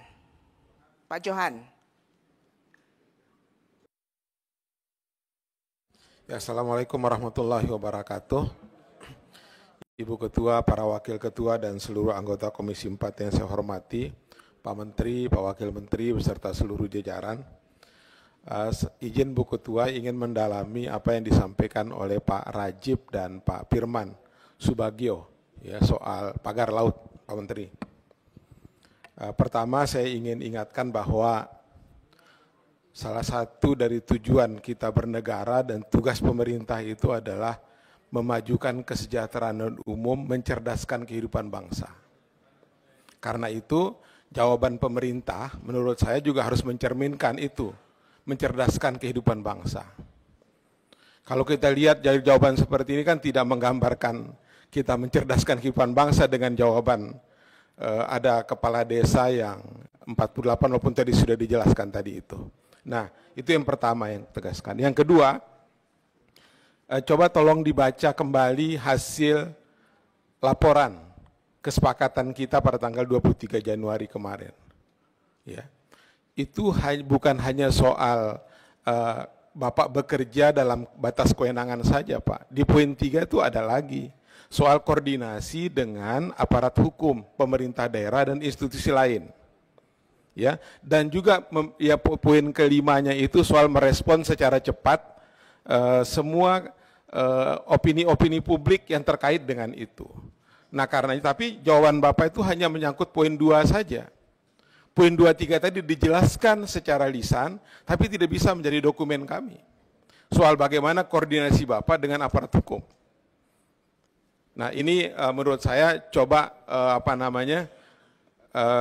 ke depan diperhatikan semua kesepakatan kita agar kemudian juga dijawab secara tertulis. Dan itu bukan hanya pertanyaan seorang, tapi merupakan kesepakatan dari Komisi 4. Yang terakhir, yang ketiga ini Pak, dari hasil penyelidikan Bapak ini kan sudah jelas Pak. Pertama ada pelanggaran, ya itu dikasih judul itu di halaman 4 itu.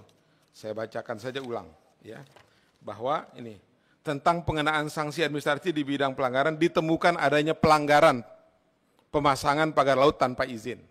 Poinnya ada pelanggaran Pak, itu satu.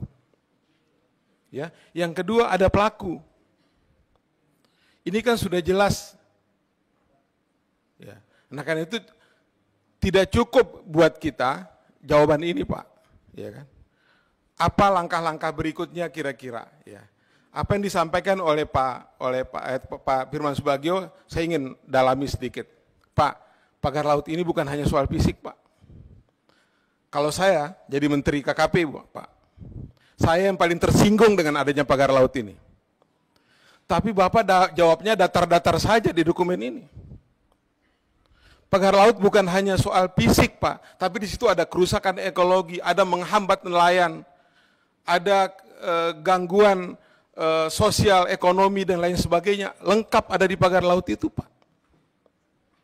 Nah karena itu, kalau kita menggunakan undang-undang, saya ingin menggunakan ini sebagai dengan menggunakan alat uji undang-undang darurat negara Pak, yang dulu pernah dipakai sama Soekarno untuk melakukan penyitaan aset terhadap penjahat ekonomi di Republik ini. Kenapa kita pakai ini Pak? Pertama, pelanggaran ada. Yang kedua, ada aspek melanggar, ada aspek menghambat ekonomi rakyat. Itu sudah cukup Pak untuk kita itu sehingga kita tidak membebankan seorang kepala desa, apalagi perangkat desa, dengan anggaran 48 miliar. Kita sudah mengeluarkan uang negara Pak untuk membongkar itu, satu potensi kerugian negara. Yang kedua, untuk membangun pagar laut itu, desa itu pakai uang pribadi atau uang desa. Kalau pakai uang desa Pak, potensi lagi kita punya kerugian negara di situ. Karenanya menurut saya, ya saran saya ini Bu Ketua, Pak Menteri, ya aktif Pak. KKP itu melapor ke aparat penegak hukum bahwa telah terjadi kerusakan di laut, terjadi pelanggaran di laut yang mengakibatkan kerugian negara. Dan ini cukup untuk kita menggunakan Undang-Undang Darurat nomor 7 tahun 55. Telah terjadi tindak pidana kejahatan ekonomi. Demikian Bu Ketua, Assalamualaikum warahmatullahi wabarakatuh. Baik, mungkin bisa langsung Pak Menteri. Terima kasih Pak Johan. Tadi sudah saya sampaikan, mungkin gini, kalau sebagai menteri harus tersinggung. Saya bukan hanya tersinggung, Pak. Kesal juga. Cuma cara ekspresinya beda-beda. Ada ekspresinya yang mungkin harus tunjukin ke publik. Saya mungkin ekspresinya lebih tenang, bisa juga begitu. Bahwa kemudian sesuai dengan ranah dan kewenangan sudah kita lakukan. Tadi sudah saya jelaskan. Bahwa kemudian kita berkolaborasi atau berkoordinasi dengan penegak hukum yang lain atau aparat yang lain. Sudah kita lakukan, Pak. Bahkan ikut di dalam proses Oh ya. Nah sekarang saya jelaskan. Tadi sudah saya jelaskan begitu juga. Nanti kami jelaskan. Nanti kami tulis lagi, Pak, kalau memang seperti itu. Jadi penyidik dari Barreskrim pun ikut juga bersama-sama di kantor KKP untuk melakukan penyidikan.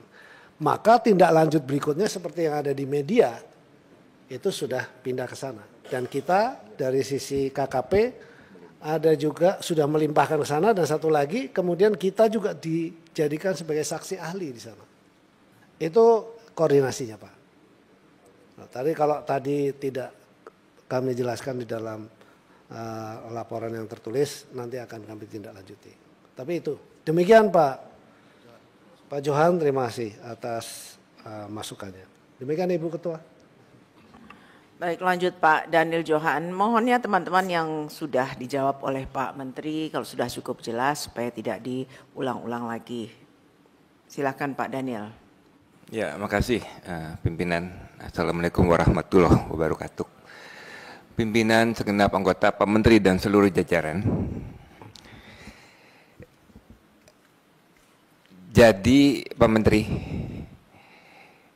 semangat raker kita terakhir yang paling tinggi adalah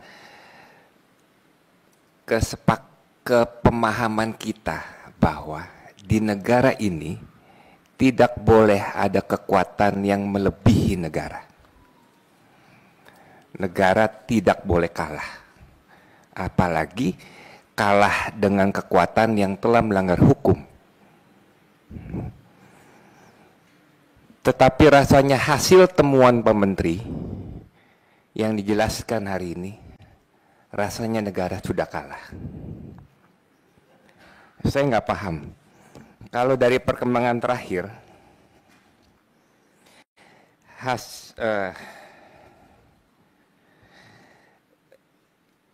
perkembangan kasus pagar laut ini, salah satu pejabat desa Kohot sudah ditahan.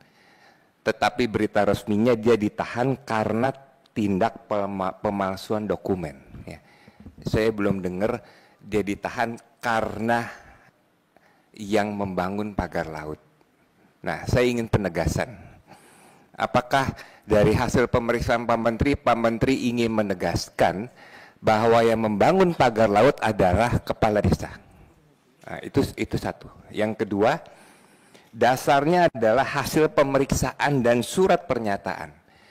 Mohon dijelaskan ke kami hasil pemeriksaan seperti apa, poin-poinnya, sehingga kesimpulannya adalah yang membangun adalah seorang kepala desa. Karena kami ingin memahami apa kepentingan kepala desa itu membangun pagar laut. Gitu. Kedua, terakhir, ini menyuarakan seluruh nelayan budidaya, Pak. Harga pakan sekarang mahalnya luar biasa, Pak. Ya, sehingga kita minta Kementerian KKP punya terobosan untuk mengatasi mahalnya harga pakan ini sehingga para pembudidaya bisa selamat.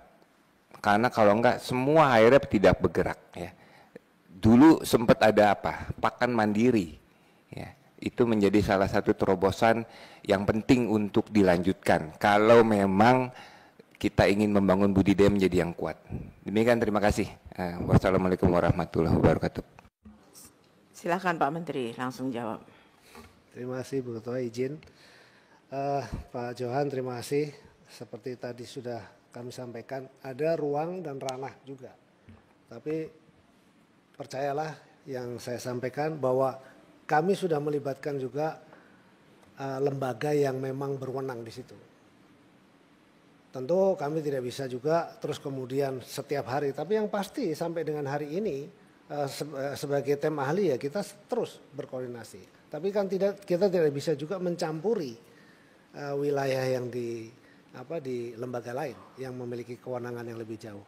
Tapi saya punya keyakinan karena dari sisi administratif sudah, dan bentuknya saya kira tuh kalau kemudian sekarang itu di media lebih ke arah pemalsuan, saya punya keyakinan pasti juga akan masuk ke yang lain. Dan itu ada, kalau ada unsur pidana dan seterusnya.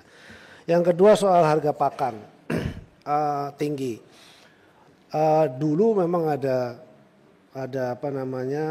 pakan mandiri dan seterusnya. Tetapi memang soal pakan ini sendiri kan memang bahan baku utamanya itu masih impor. Dan kita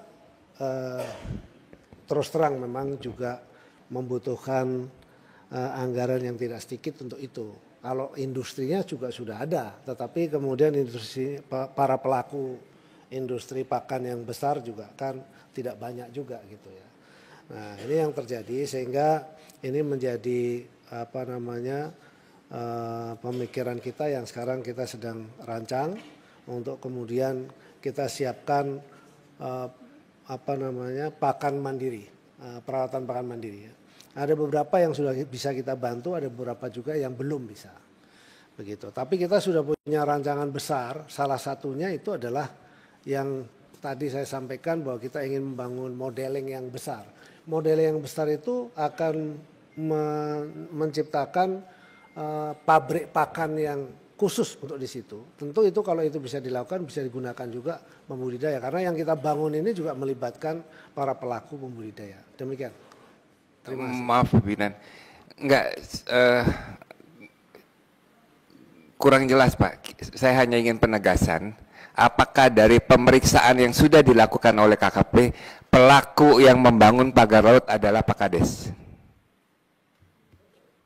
Jadi Pak Kades pelaku yang membangun. Pak Kades dan staf aparatnya. Yang membangun? Iya, ya, mereka mengakui dan itu dia dibuat dalam surat pernyataan. Kita nggak butuh pernyataan Pak, hasil pemeriksaan. Ya, hasil pemeriksaan. Iya. Dan dia sudah membayar denda sanksinya 40 miliar itu? Belum? Karena penetapannya baru kemarin. Oke, dan negara akan menagih? Dan itu maksimum 30 hari dia harus bayar. Dan dia menyatakan sanggup membayar dalam pernyataan itu. Oke, terima kasih.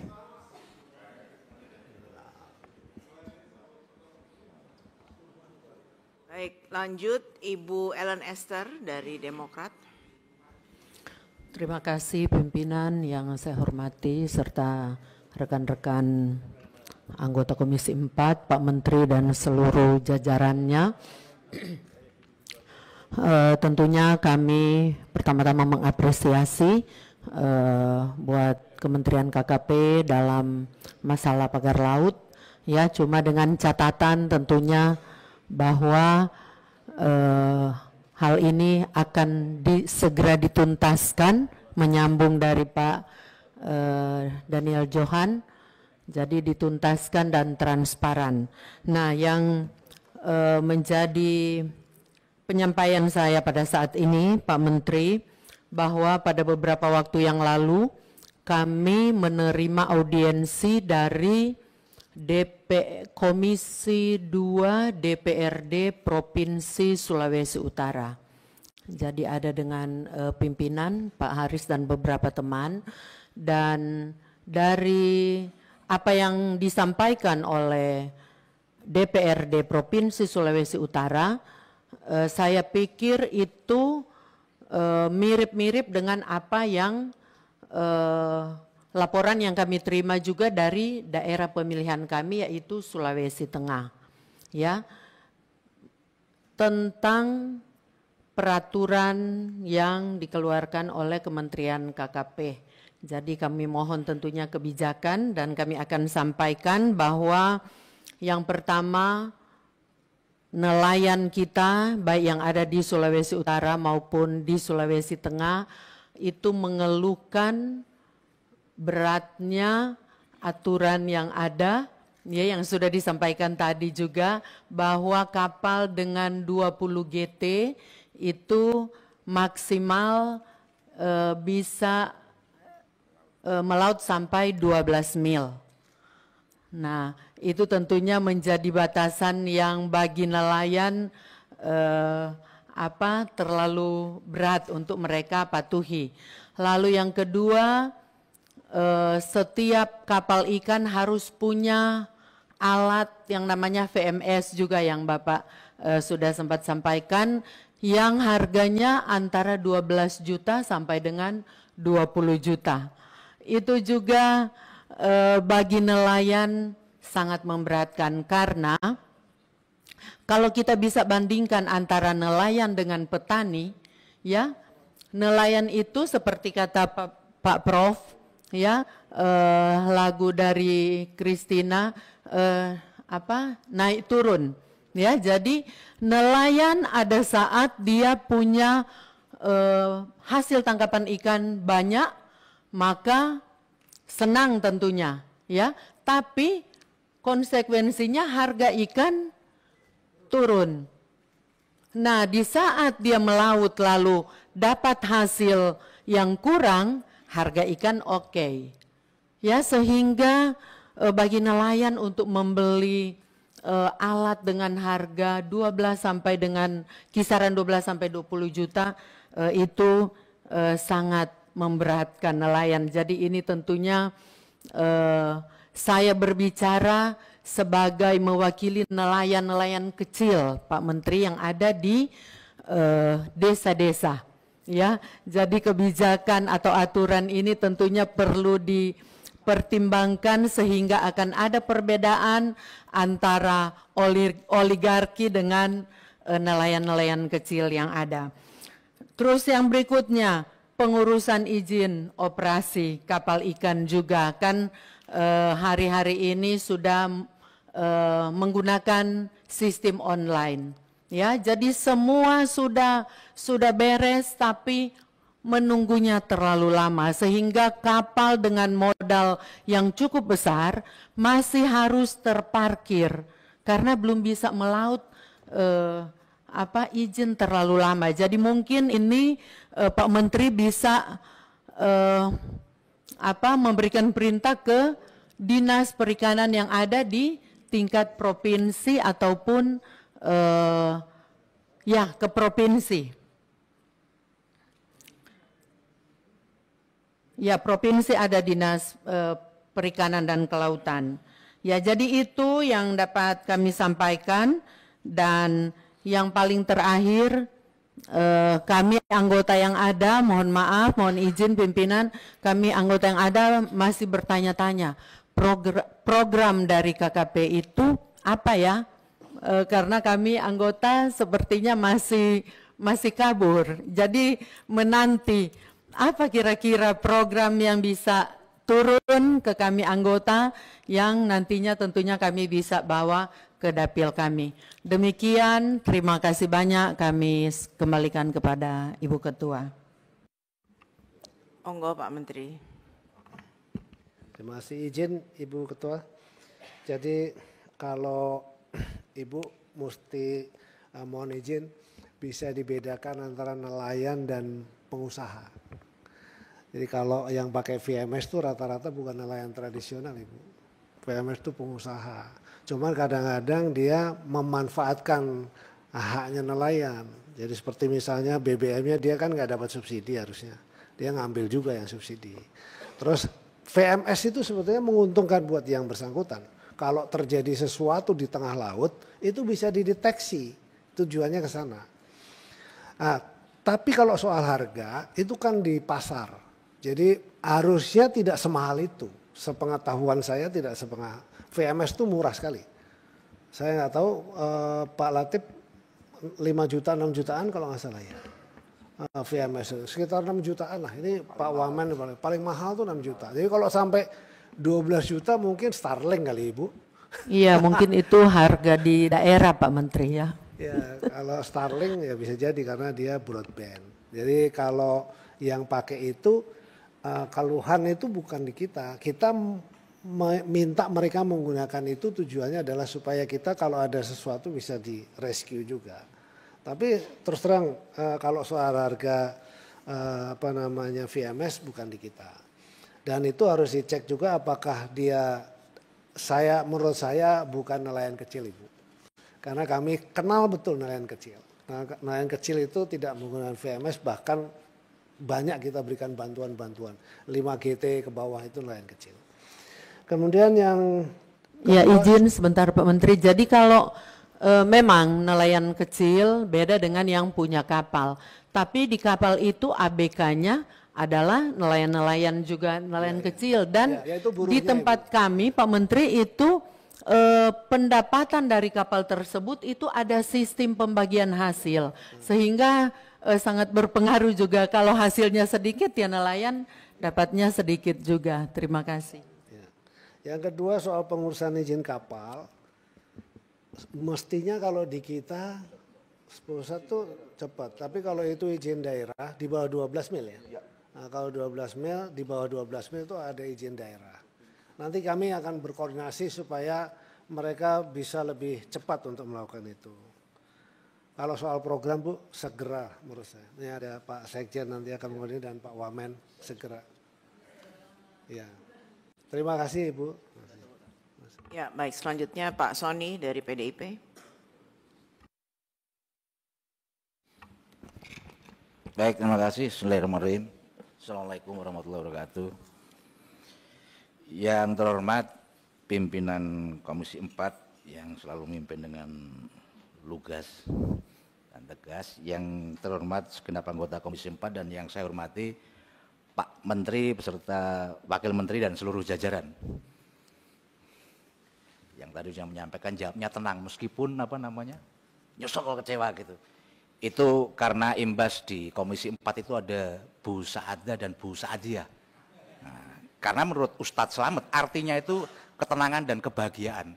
Jadi dapat imbasnya, kira-kira begitu.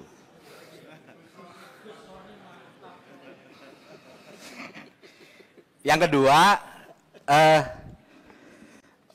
menurut Tatip pasal 286, sebetulnya dalam rapat-rapat seperti ini, dalam raker dengan mitra itu paling lambat bahan itu harus diserahkan kurang dari 2 hari. Paling lambat itu. Sementara saya konfirmasi ke sekretariat, sebetulnya undangan ini disampaikan melalui WA tanggal 19, meskipun resminya tanggal 25. Oleh karena itu, ke depan izin mohon tidak bisa mendadak seperti ini. Karena kalau terus-menerus disampaikan pagi hari atau siang hari, pertama ini akan menunjukkan kelemahan atau kelambanan di birokrasi KKP. Yang kedua, kalau terus-menerus bisa jadi ada yang kemudian curiga. Jangan-jangan ini memang memperkecil ruang dari Komisi 4 untuk mengkritisi bahan yang akan disampaikan. Kalau 2 hari sebelumnya saya kira, saya misalkan bisa kasih masukan, agenda hari ini kalau menurut sekretariat adalah membahas isu-isu strategis. Tadi di pengantar paparan sampaikan hari ini kita bahas 2 isu strategis menurut Pak Menteri. Pertama soal pagar laut, yang kedua soal ketersediaan ikan. Sementara isu-isu strategis yang lain banyak. Tapi untung tadi dielaborasi, dijawab dari pertanyaan teman-teman anggota sehingga agak luas lah. Termasuk saya sebetulnya juga ingin nanyakan yang dulu pernah saya serahkan Pak Menteri, yang pesisir itu kan hampir sama dengan yang pagar laut. Yang berikutnya lagi yang terbaru adalah di Pulau Serangan Bali. Di sana nelayan itu aksesnya semakin mengecil karena pembangunan yang dilakukan oleh BTID kalau nggak salah. Mohon itu dipantau. Karena kalau mereka tidak dipagar, tapi dikasih kayak pelampung-pelampung, sama aja orang nggak bisa lewat, nelayan nggak bisa melaut. Jadi mohon ini menjadikan atensi. Berikutnya saya singkat saja kalau soal pagar laut, tadi kita sudah menerima penjelasan dari Menteri bahwa Menteri secara tegas menyatakan ada 2 orang yang bertanggung jawab. Meskipun alat buktinya adalah pengakuan dari si pelaku saja, pernyataan itu. Tapi sayangnya ketegasan itu tidak disertai dengan yang tertulis dalam paparan. Dalam pengetahuan saya, seseorang itu disebut hanya inisial saja karena dilindungi oleh apa namanya, belum ada kepastian. Jadi apa saya sampai lupa ini. Praduga tak bersalah. Jadi apakah ini hanya salah nulis saja nggak berani atau memang nggak yakin KKP atas dua pelaku ini? Kalau yakin harusnya sebut saja namanya. Siapa Pak Kades Kohot itu? Siapa perangkat desa itu? Kalau sudah yakin iya, pertanyaan saya berikutnya adalah bagaimana dengan barang buktinya? Apakah bambu yang seharga konon 17 miliar itu akan diambil lagi oleh Kades Kohot beserta perangkatnya? Ataukah ini setelah selesai nanti akan dijual, dilelang, hasilnya nanti bisa untuk nelayan yang selama ini menjadi korban? Apa itu dimungkinkan? Saya kira itu sangat dimungkinkan. Sama dengan saya berterima kasih sempat nelayan di Muncar Banyuwangi itu kan dapat perahu sitaan kalau nggak salah itu ya. Nah itu kan kita agak susah rapat hari ini menjawab rasa ketidakadilan masyarakat. Kalau memang ternyata yakin mohon itu ditulis bahwa siapa pelaku tanpa inisial. Dan kalau memang benar agar, saya juga agak bingung tadi sudah teman-teman nanya mungkinkah bayar 48 miliar dan sebagainya. Tapi saya kira kita juga tidak bisa paksakan KKP melebihi kewenangannya. Saya hormat atas itu. Dan untuk itu saya juga ingin, karena ada yang di otak kita itu ada yang masih tidak masuk akal begitu. Di forum ini kalau memang terbukti bahwa kepala desa adalah pelakunya, saya minta kepada Kades dan perangkat desa itu untuk menjadi justice kolaborator. Karena di kepala kita masih merasa bahwa itu adalah sesuatu yang mustahil. Bukan saja hal yang mustahil.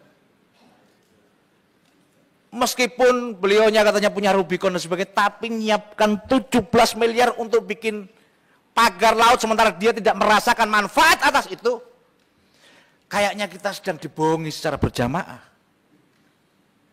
Oleh karena itu sekali lagi di forum ini semoga saja nanti sebentar lagi kan bulan Ramadan, bulan penuh maghfirah gitu katanya, kemudian bisa menjadi justice kolaborator dan tentu aparat yang berwenang akan melindungi keselamatan dari si justice kolaborator. Saya rasa itu saja, kurang lebihnya mohon maaf. Assalamualaikum warahmatullahi wabarakatuh. Terima kasih Ibu. Mohon izin. Jadi soal jawaban yang terlambat, ya kami mohon maaf, tetapi perlu kami sampaikan bahwa kami dapat undangan baru kemarin. Dan kemudian kami sudah memberikan jawaban tertulis itu tadi malam. Mudah-mudahan nanti ke depan kami akan selalu berkoordinasi dengan kesekretariatan, kira-kira jadwal rapat itu kapan untuk kemudian kita lakukan. Demikian, tapi yang kedua kembali lagi soal tadi, ya terima kasih atas pemahamannya Pak Sony, bahwa memang kita sudah berkoordinasi, dan kita terus memantau, tanpa disuruh pun kita terus memantau. Saya kira demikian, terima kasih Ibu. Namanya biar nggak inisial. Kami jawab Pak, izin Ibu. Jadi kalau untuk nama tetap harus inisial, sampai nanti ada pembuktian di pengadilan, demikian.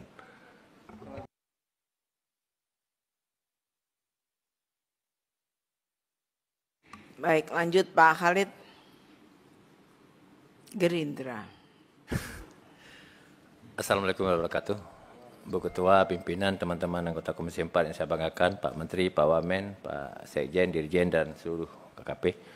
Sebenarnya saya pikir dari awal tadi, rupanya saya mungkin giliran terakhir. Banyak sekali sudah dilakukan pendalaman menyangkut dengan pagar laut. Saya tidak lagi mendalami, sudah sangat dalam ini sebenarnya. Menyangkut pagar laut sudah banyak dalam, teman-teman sudah mempertanyakan dari berbagai versi pertimbangan dan sebagainya. Tapi saya di terakhir mungkin pertama Pak Menteri, saya yakin apalagi tadi Pak Menteri menyampaikan kita juga punya hati, punya perasaan terhadap itu. Maka saya menghimbau, sebenarnya Pak Menteri tahu bagaimana suasana hati kami menyangkut dengan pagar laut itu. Jadi keinginan kita yang sama, kita sama-sama cinta tanah air. Jadi ini mungkin kewenangan Pak Menteri juga punya batasan, tetapi ini hati kita, persamakan persepsi dan hati kita ini bagaimana hal itu tuntas. Tetapi tentu jangan melampaui kewenangan. Saya pikir apa yang Pak Menteri lakukan selama ini sudah cukup bagus, kemudian terus dipantau agar permasalahan itu tuntas. Kemudian tadi ada mau saya sela sedikit pas lagi penjelasan menyangkut dengan pengamanan laut secara menyeluruh, apalagi kan kita ada 10 negara yang berhadapan langsung dengan kita. Kalau kita ada penangkapan terukur, juga harus ada pengamanan terukur. Tadi ada batasan seperti Pak Menteri sampaikan, ada keterbatasan alat dan lain sebagainya. Ada enggak skema di kita atau grand design secara menyeluruh untuk pengamanan terukur secara menyeluruh? Itu sih butuh anggaran berapa sehingga perbatasan kita yang berhadapan langsung dengan 10 negara itu bisa betul-betul aman. Ini tadi saya musyawarah, tapi saya masuk di pendalaman, saya perlu itu. Karena mungkin saya perlu data-data itu, perlu penjelasan sedikit agar negeri kita ini aman. Apalagi Pak Prabowo selalu menyampaikan ada kebocoran laut dan lain sebagainya. Terima kasih. Assalamualaikum warahmatullahi wabarakatuh.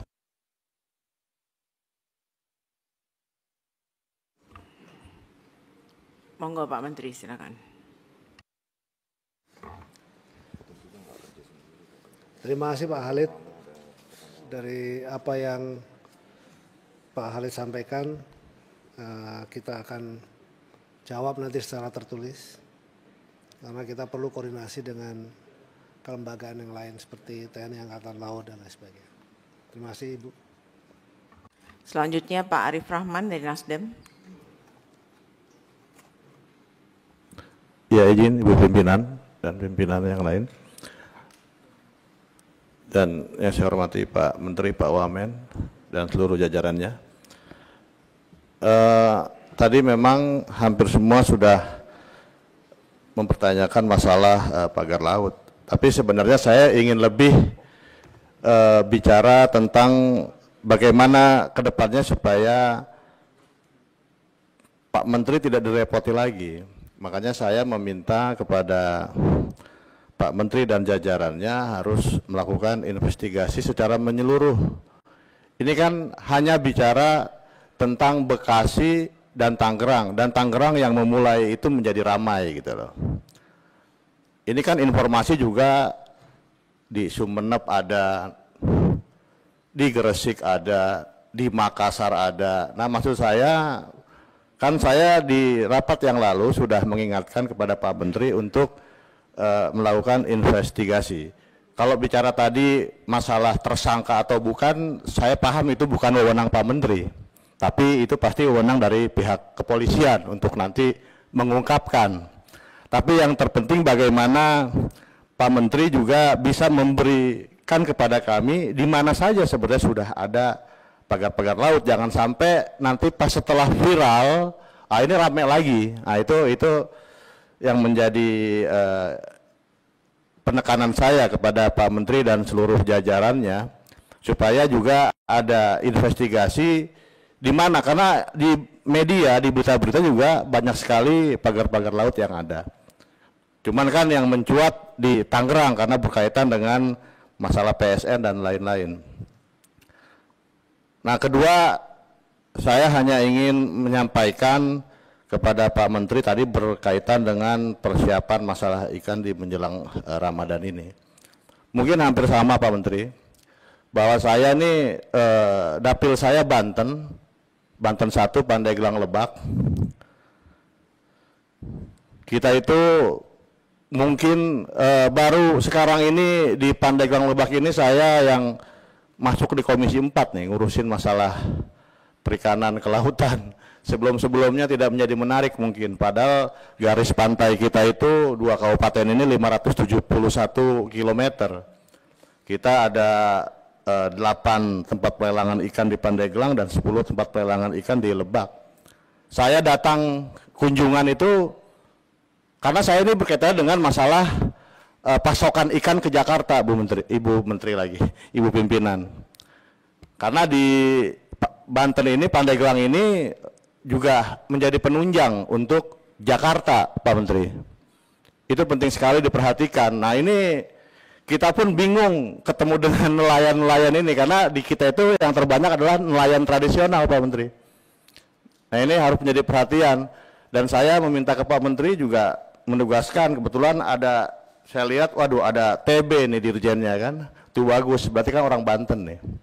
Tolong ditugaskan secara khusus Pak Menteri untuk memperhatikan Banten ini, karena bagaimanapun Banten ini sebagai salah satu penunjang Pak Menteri untuk pasokan ikan ke Jakarta. Bahkan orang Banten ini belum tentu makan ikannya karena dibawa ke Jakarta.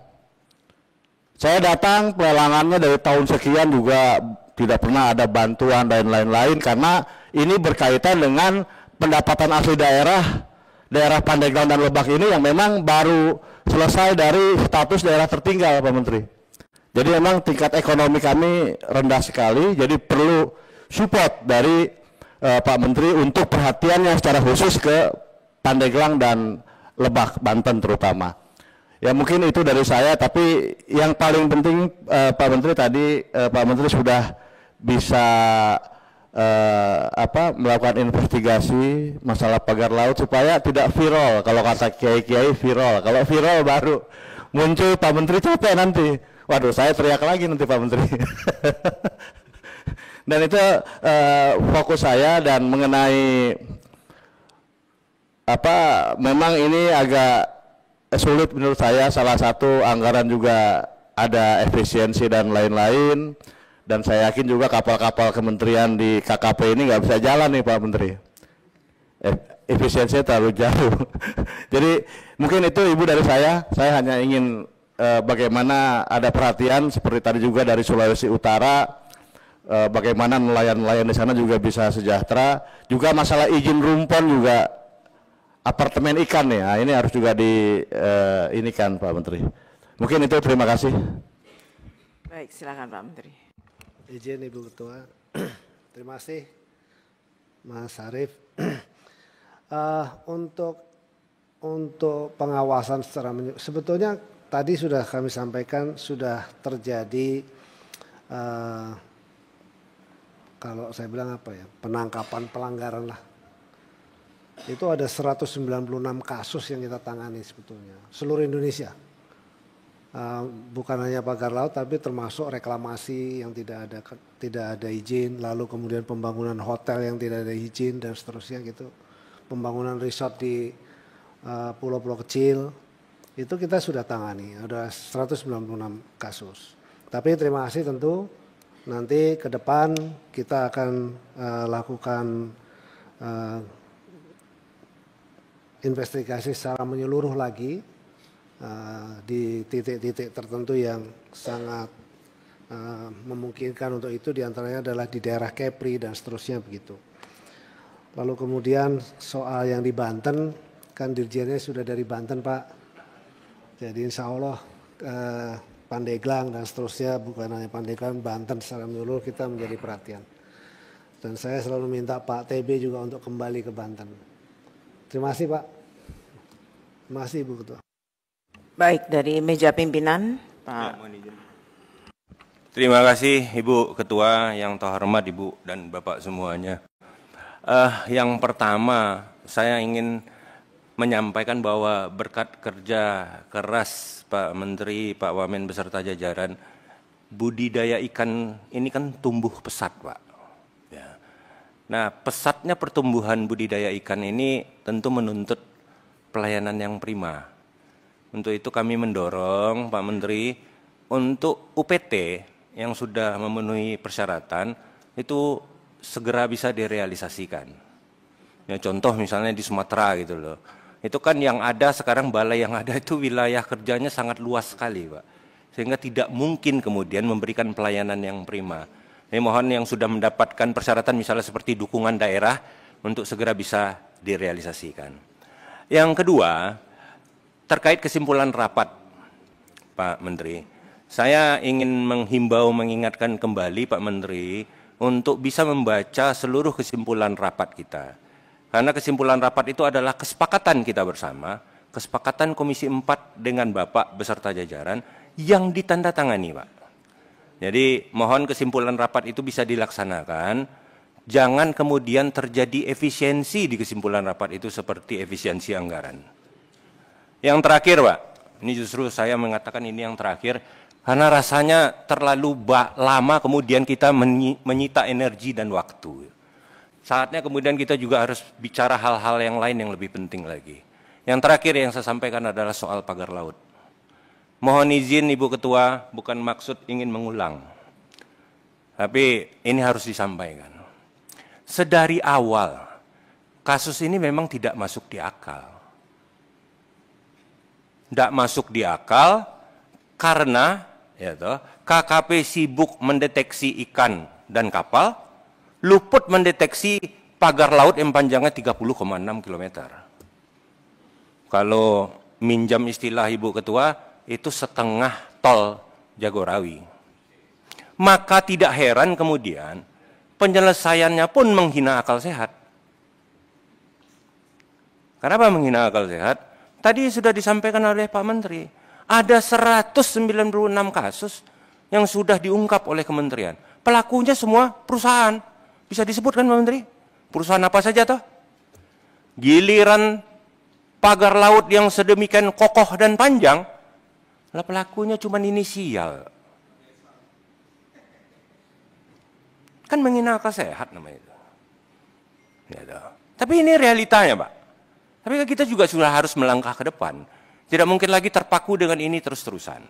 Untuk itu saya meminta Pak Menteri, Pak Wamen beserta jajaran, berdasarkan sumpah janji jabatan Bapak Ibu sekalian, berdasarkan amanah yang diberikan, mohon kiranya bekerja keraslah Pak, berkoordinasilah, melaporlah, atau apapun, gunakanlah kemampuan Bapak semua, sekuat-kuatnya untuk mengungkap siapa sih rumah produksinya.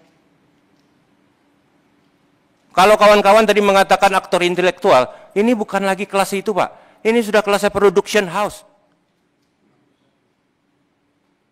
Saya yakin kita semua di sini ada merah putih di dada kita Pak. Kita semua yang ada di sini juga pernah disumpah oleh janji dan batan kita. Ingatlah itu. Jadi saya mohon Pak, jangan lagi kemudian ya toh, kita menghina akal sehat publik yang akhirnya tersumbat dan meletup dalam bentuk amarah yang kemudian tidak bisa kita atasi lagi. Terima kasih Ibu Ketua. Baik, terima kasih Pak Alex. Selanjutnya Pak Pangga. Terima kasih Bu Ketua, Pak Menteri, rekan-rekan anggota DPR Komisi 4 dan saudara sekalian. Saya juga tidak ingin bermaksud mengulang lagi, tapi kami mencoba untuk menekankan lagi apa yang sudah disampaikan oleh teman-teman terkait dengan pagar laut. Saya kira terima kasih Pak Menteri sudah menjelaskan semua hal dan menjadikan cukup terang tapi belum terang benderang, kira-kira gitu ya.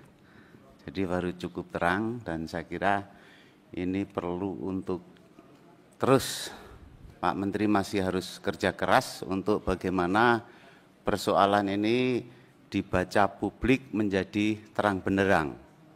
Oleh karena itu saya kira masih ke depan harus terus didorong untuk, karena keterbatasan kewenangan dari Pak Menteri, tentu saja ini harus melibatkan antar instansi untuk bagaimana kewenangan dari instansi yang bisa mengungkap ini secara terang benderang. Saya kira itu saja penekanan dari saya terkait pagar laut, dan tentu saja masih banyak lagi ternyata kasus-kasus seperti ini dan juga sudah terdeteksi dan terungkap juga oleh KKP. Tentu kita juga ingin dapat informasi mengenai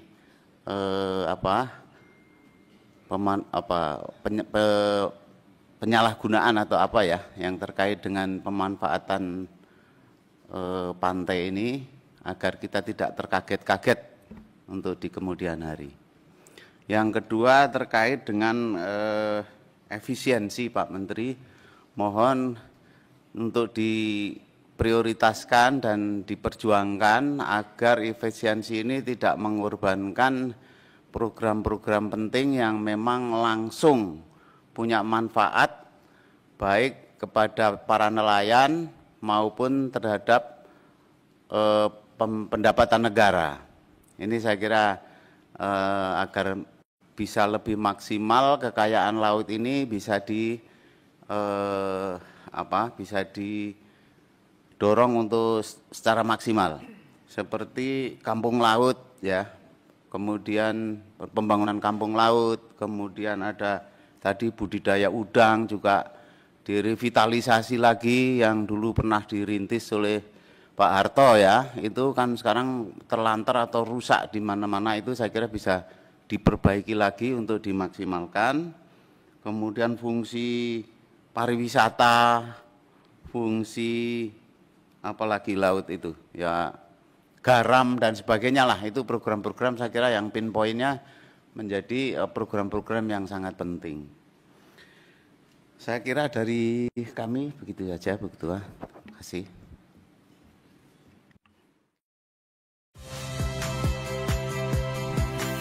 Saya Valeria Bella. Saksikan program-program Kompas TV melalui siaran digital, pay TV dan media streaming lainnya. Kompas TV, independen, terpercaya.